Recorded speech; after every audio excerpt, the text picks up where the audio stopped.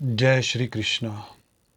आइए सुनते हैं भगवत गीता के अध्याय 2 से 40वें श्लोक में भगवान कहते हैं, मनुष्य लोक में इस संबुद्धि रूप धर्म के आरंभ का नाश नहीं होता तथा इसके अनुष्ठान का उल्टा फल भी नहीं होता और इसका थोड़ा सा भी अनुष्ठान जन्म मरण रूप महान भय से रक्षा कर लेता है।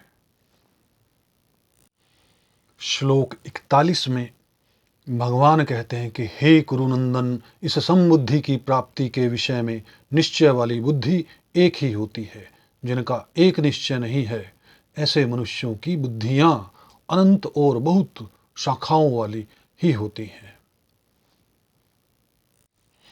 श्लोक 42 और 43 में भगवान कहते हैं कि हे प्रथानंदन, जो कामनाओं में तन्मय हो रहे हैं, स्वर्ग को ही श्रेष्ठ मानने वाले हैं, वेदों में कहे हुए सकाम कर्मों में प्रीति रखने वाले हैं, भोगों के सिवाय और कुछ है ही नहीं ऐसा कहने वाले हैं, वे अविवेकी मनुष्य इस प्रकार की जिस पुष्पित दिखाऊ शोभा युक्त वाणी को कहा करते हैं, जो कि जन्म रूपी कर्म फल देने वाली है तथा भोग और ऐश्वर्य की प्राप्ति के लिए बहुत सी क्रियाओं का वर्णन करने वाली है।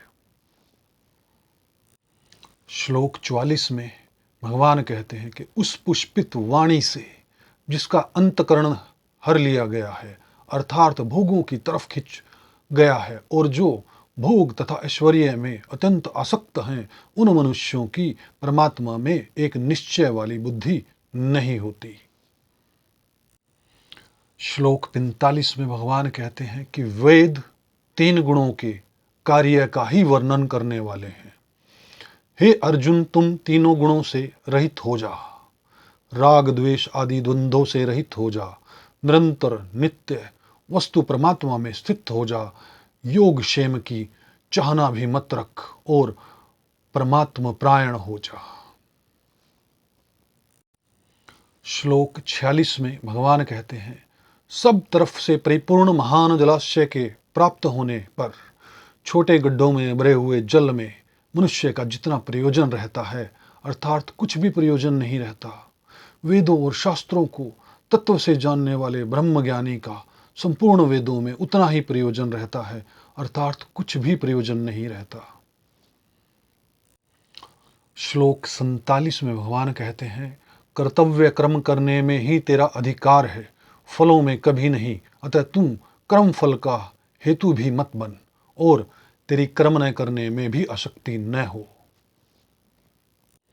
श्लोक 48 में भगवान कहते हैं कि हे धनंजय, तू आसक्ति का त्याग करके सिद्धि असिद्धि में सम होकर योग में स्थित हुआ कर्मों को कर, क्योंकि सम तत्व ही योग कहा जाता है।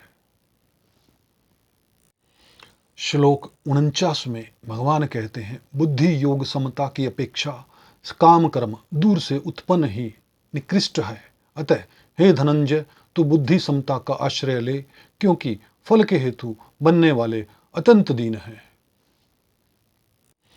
श्लोक 50 में भगवान कहते हैं, बुद्धि समता से युक्त मनुष्य जहाँ जीवित अवस्थाओं में ही पुण्य और पाप दोनों का त्याग कर देता है, अतः तू योग समता में लग जा, क्योंकि कर्मों में योग ही कुशलता है।